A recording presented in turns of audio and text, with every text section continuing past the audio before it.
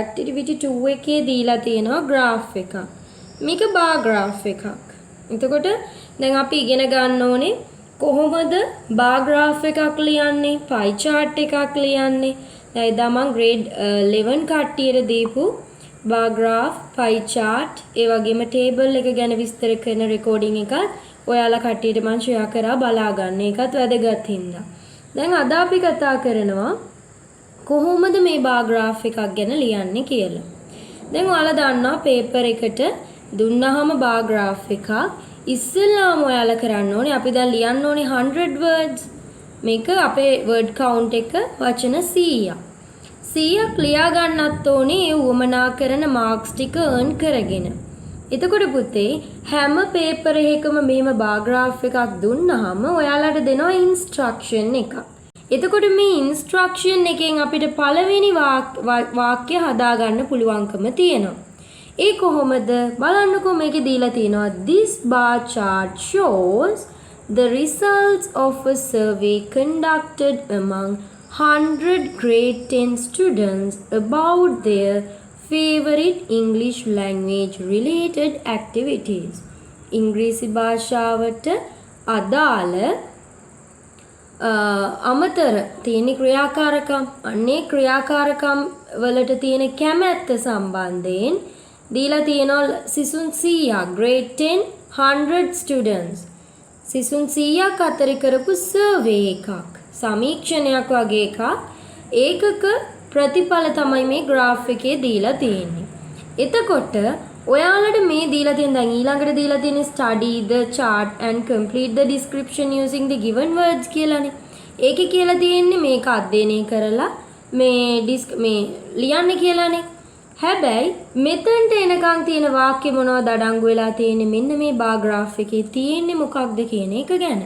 එහෙනම් හැම paper එකකම පවා ඔය විදිහේ මේ graph එකේ මොකක්ද එන්නේ කියන වාක්‍යයක් දෙනවා. ඔයාලට තියෙන්නේ ඒ වාක්‍ය ඔයාලගේ විස්තරේ පළවෙනි වාක්‍ය බවට පත් කරගන්න පොඩි වෙනස්කම් ටිකක් කරලා. මොනවද මේ පොඩි වෙනස්කම්? ගොඩක් වෙලාවට paper එකට දෙන්නේ instruction එකේ පහත දී තිබෙන bar chart එකේ කියලා.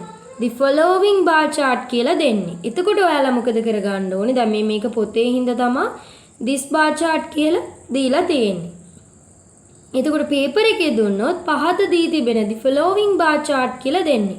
එතකොට ඔයාලා following කියන වචනේ අයින් කරලා this කරගන්න. හරි. ඊට පස්සේ this bar chart shows කියලානේ තියෙන්නේ. මේ bar chart එක පෙන්눔 කරනවා කියලා තියෙන්නේ. ඔයාලට මේ shows කියන වචනේ අයින් කරලා දාගන්න පුළුවන් represents.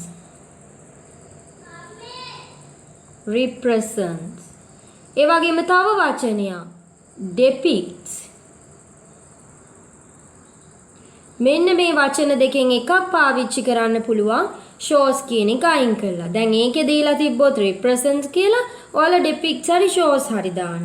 ඒකේ depicts දීලා තිබ්බොත් ඔයාලා represents හරි shows හරි දාන්න. අනේ විදිහට වෙනස්කමක් කරලා අර දීලා තියෙන පළවෙනි වාක්‍ය ඔයාලගේ පළවෙනි වාක්‍ය බවට පත් කරගන්න ඔයාලට පුළුවන්. ඒක එක ට්‍රික් එකක්. දැන් ඔන්න අපි පළවෙනි වාක්‍ය හදාගත්තා.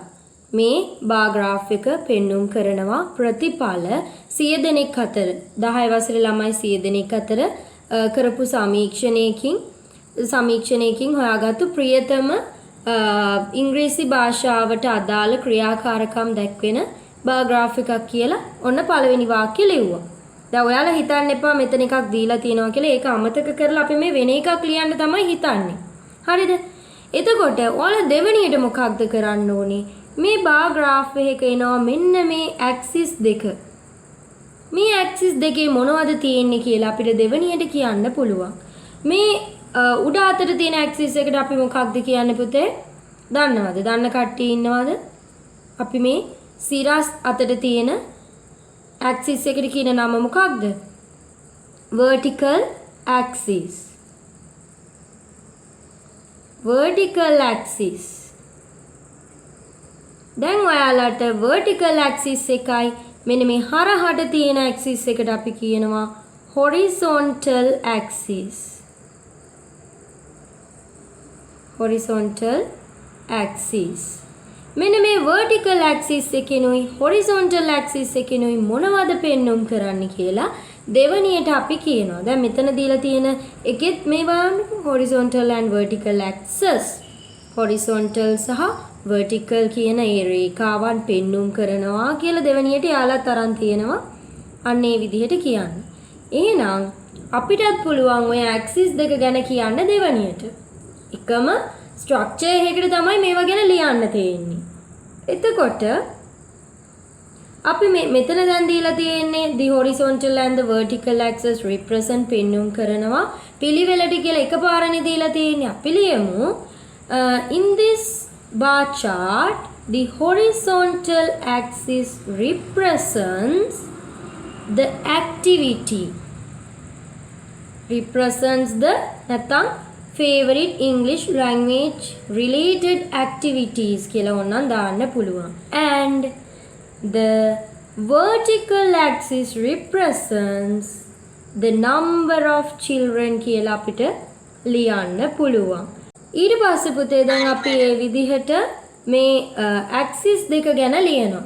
හරිද? මෙන්න මෙතන දීලා තියෙන්නේ තිරස් රේඛාව සහ සිරස් රේඛාව පෙන්වුම් කරනවා. මෙන්න මේ දේවල් පිළිවෙලට respectively කියලා තමයි ඒකේ දීලා තියෙන්නේ. අපි ඔහොම අමාරු විදිහට ලියන්න ඕනේ. අපි එකින් එක වෙනම කියමු. In this bar graph, the horizontal axis represents the favorite English language related activities and the vertical axis represents the number of children කියලා අපිට ලියන්න පුළුවන්. ඊට පස්සේ මොනවද කරන්නේ අපි? දැන් අපි axis දෙක ගැනත් ලිව්වා. දැන් එතකොට ඊළඟට පුතේ අපි ලියන්නේ මේකේ දීලා තියෙන මෙන්න මේ favorite English language related activities ටික මොනවද කියලා ඔයාලට කැමති නම් පොලිමට කියාගෙන යන්න පුළුවන්. The favorite English language related activities of these students are කියලා මේවා ගැන කියාගෙන යන්න පුළුවන්. නැත්නම් ඊට පස්සේ අපි ප්‍රධානම අපේ අරමුණ මේ අවධානය යොමු කරන්න ඕනේ මෙන්න මේ දීලා තියෙන keywords වලට. හැම එකේම දැන් මේ පේපර් එකක උනත් මේ keywords දෙනවා. මේක දෙන්නේ නැහැ.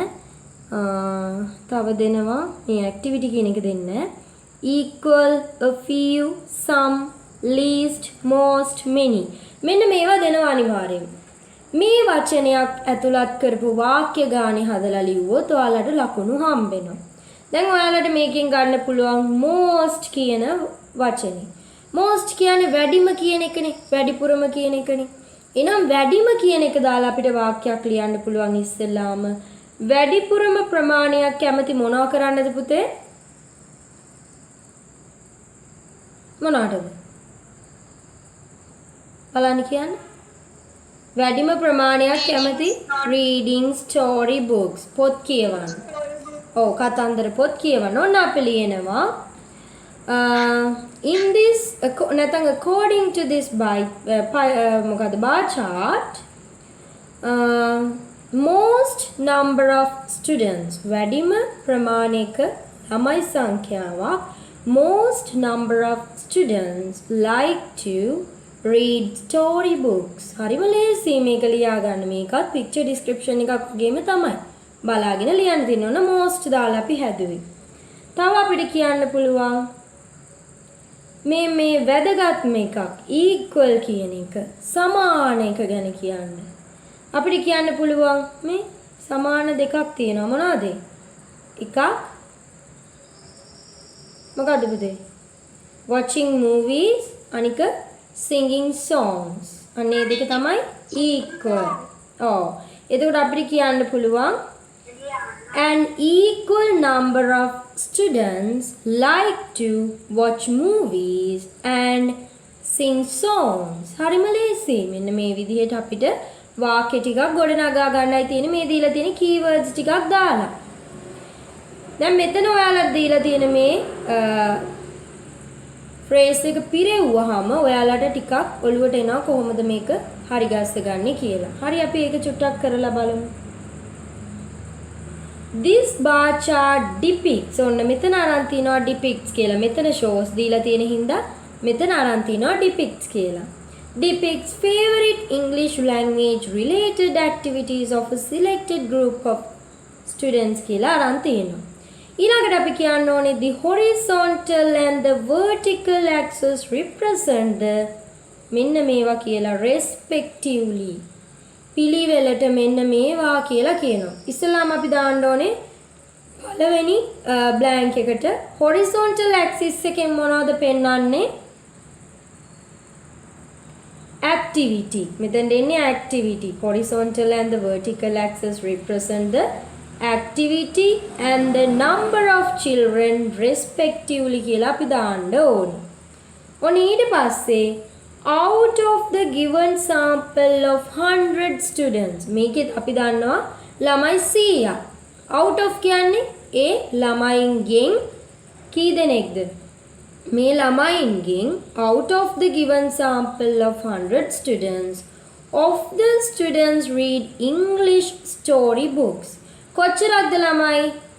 මේ 100න් කොපමණ ප්‍රමාණයක්ද? අපි කියන්නේ මේ දීලා තියෙන ඒ වගේ මොකද්ද අපිට පාවිච්චි කරන්න පුළුවන්? English read English story books කියන එකට වැඩිම ප්‍රමාණයක් කියන එක. මොකක්ද ඒ වචනේ? Most of the students read English story books while ඒ අතරතුර අපිට ඔන්න දෙකක් ගැන කියන්නත් පුළුවන් එකම වාක්‍යයක්. මේ while කියන එක දාලා. ඒ අතරතුර students listen to English radio stations. ඒකට අපිට ගන්න පුළුවන් many students. ගොඩක්ම සිසුන් සංඛ්‍යාවක් පොත් කියවනවා. තවත් සිසුන් බොහෝ සංඛ්‍යාවක් මොකද කරන්නේ? Many students listen to English radio stations. එහෙනම් ගොඩක්ම කියන එක වැඩියෙන් ඉන්න එකට දැම්මා most කියන එක. ඊළඟට වැඩියෙන් තියෙන එකට many දැම්මා. ඊට පස්සේ the number of students watching English movies and those singing English songs are මොකක්ද දෙන්නේ? English movies බලන අයයි English songs වලට songs කියන අයයි මොකද වෙන්නේ? අපිට මෙතනින් මොකද්ද ගන්න පුළුවන්? බලන්න. equal සමානයි. equal. Only students speak to their parents and friends in English. අන්න අපි කියන්න ඕනේ මෙන්න මේ කිහිප දෙනෙක් විතරයි එයාලගේ දෙමව්පියන්ට සහ යහළුවන්ට ඉංග්‍රීසියෙන් කතා කරන්නේ. එහෙනම් ඒකට ගන්නේ මොකක්ද? Only a few students speak to their parents and friends in English while ඒ අතරතුර writing in English for daily purposes is done by the least number of students. අඩුම සිසුන් සංඛ්‍යාවක් තමයි දිනපතා කරන දේවල් ඩයරි වල ලියන්නේ.